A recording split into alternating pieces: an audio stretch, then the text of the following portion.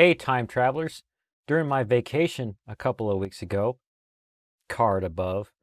I'm sorry doing a card right early in the video, but Charlie and I went poking around my house looking for random tech, and there was a part where he was just looking on his own and he found a PSP and a Vita. I didn't know they were there. Apparently it's some of my friend's stuff that I'm holding on to while he's in a difficult living situation. So I asked him for permission and he said I could play them. But I couldn't find a charger for the PSP anywhere, so I got this one off eBay. We also found a bag with a few games in it. The PSP has an interesting feature, which may make me want to bring it on some trips, I guess, maybe. It has a hold button switch, so you don't press buttons on it while it's in your pocket. Turn the switch off, and then the buttons work again. Fortunately, my friend had the two games I always wanted to play, Ace Combat X, Skies of Deception, and Metal Gear Acid. Also Final Fantasy VII Crisis Core. I think I remember him getting these games a few years ago, maybe? I remember something about Crisis Core. I really wanted to play Ace Combat X, Skies of Deception, because the only Ace Combat game for PS3, Ace Combat Assault Horizon, kind of sucked. It didn't let you control the plane and do whatever you want. It like went in this weird arcade mode, and your plane was like, going shh, and the enemy was in front of you, and you were like, fire, fire! It's like a whatever in a game where it tells you, oh, you have to press the button now, and then press the button now. I don't like that. I like to figure out how to do it, and do it myself. It didn't take me long to figure out how to get the game disc in to the PSP. I found that it had a memory card in there already, etc., so I started playing it. The buttons seemed kind of easy to reach. Well, sort of. Hold on while past me turns the light on. Lol. And listen to these disc-seek noises and spinny roundy sounds. It turned out the plane was really hard to control with the joystick, but I was kind of getting used to it. Check out this victory replay of my sweet, sweet victory. Well, over the first level. But I wanted to use a PS3 controller because I got the thumb cramps and also kept crashing my jet. I read online that you could connect a PSP to a PS3. Maybe I can use a PS3 to play the PSP game so I can play it on my TV with a PS3 and a PS3 controller maybe? The first obstacle was to get the PSP connected to Wi-Fi.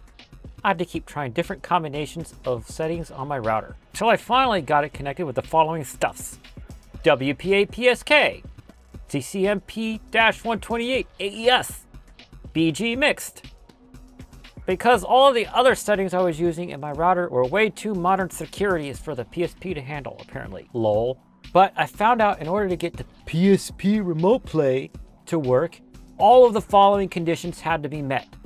1. PSP has to be a registered device on the PS3. You do that by plugging it with the cable and you go into a menu and you hit a thing. 2. The PS3 local account has to have auto login. That means when you turn on the PS3 and you choose who you want to go in as, it has to auto log in as that person. 3. The PS3 has to have the latest firmware. So that took my PS3 out of the mix because I had custom firmware on there. Lol, haha, hacker stuff. 4. The PS3 PlayStation Network / PSN account also has to auto sign in. 5. UPnP has to be turned on the PS3. That's universal plug and play. And 6, this many, you must connect the PSP to a Wi-Fi called PlayStation 3. What? Why can't you just... What? Just talk through my Wi-Fi. What? I actually used my friend's PS3 because mine was, with the custom firmware, wasn't doing it. Lol, you can see my white one on the floor. I put his black one on the shelf to hook up to the TV. And there's more time glitches, apparently. But the point of this is for the PSP to control the PS3, not the other way around. Lame. Even at that, it will only play a few select titles, apparently. Nothing installed on my friend's PS3 wanted to play. I read online that some select PlayStation 1 games will be playable on the PS3 from the PSP. What? Not only does Sony want you to repurchase all your PS1 games again from the PSN store, but they want you to own a PSP and a PlayStation 3 so that you can play them on a mobile console. This is ridiculous. Then I remembered testing a PSP emulator a couple of years ago on my laptop called PPSSPP. I played using a PS2 controller and a PS2 controller to USB adapter cable. Sorry for the lack of focus. Focus, camera! Focus! It was a much better playing experience and a sharper picture. Then, I felt kind of derpy for not thinking of this before. My Media Center PC, the computer I built inside of a clear mod case for a PS2. That sits next to a stack of my PS2s. It sits above my white PS3, its hard drives, and my server, right next to the TV. Then I was off to the races with my Mayflash adapter. It's a USB thingy-what's-it that pairs to PS3 controllers. So in the end, I won, Sony. Ha ha! I was using my PS3 controller to play a PSP game on my TV, even though now it was nighttime, late in the night, with many wasted hours to get this to work. Deep into the weird time glitches that happen when my consciousness wavers in the evenings. A coworker once said to me, "Robert, you find weird solutions to problems no one else could ever think of." I call it Robert's black hole of I don't want to do it that way. Lol, if he only knew the issue that I have with black holes. Well, one particular black hole in my basement. Lol. Another bonus with emulating was transferring my game save from the laptop to the Media Center PC. Since the emulator I was using, PPSSPP, keeps the game saves in an easy to find place, and without knowing disk IDs, I just looked at the date modified timestamps on the right, lol. Now there it was, folder with files, win. So I stayed up way too late playing the game a couple of times. I was on vacation, shut up, and my son Charlie had to tell me that it was bedtime. I was on vacation, shut up, but I beat the game a couple of times later. I moved the game save to my editing PC so I could record it with OBS. Now you can see how beautiful the resolution is, and also how much easier it is to control the plane. Again, I'm using a PS3 controller with my Mayflash USB adapter, what's-it. And then I realized I was probably 25 playthroughs until I unlocked the crazy planes with laser beams and other superpowers that are completely unrealistic to real planes in real life. So I downloaded a fully unlocked game save from GameFAQs.com so I could play with the super overpowered plane and zap all of the things.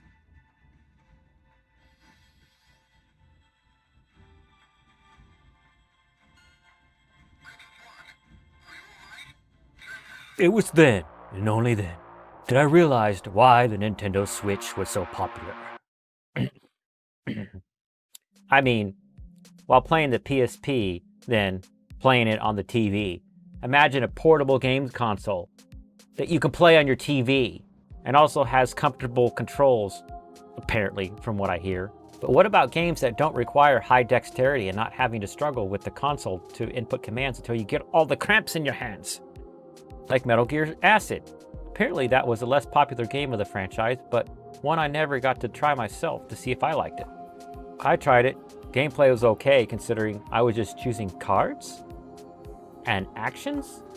It wasn't the stealth game I remember from Metal Gear Solid and 2 and 3 and the others. So I didn't really get into it. But it was playable because it didn't expect you to contort your hands over the controller to precisely do a thing. Then I remembered what happened. Back in 2014? 2013? My friend was living with me at the time, and we got a few games to try for the PSP. When we got Final Fantasy VII Crisis Core, while doing research online, I discovered that there was a mod to play it on the PS3. So enjoy this short bit of me loading it up on my PS3 so you can see what I mean. My point is I own the game, but I didn't want to play it the way Sony wanted me to play it. Black hole of Robert doesn't want to do it that way. So there's that. Apparently. This is a good point to pause and say, if you're not subscribed yet, please subscribe. It gives me the heart shapes. And it also helps the algorithm to promote my videos so other people watch my videos.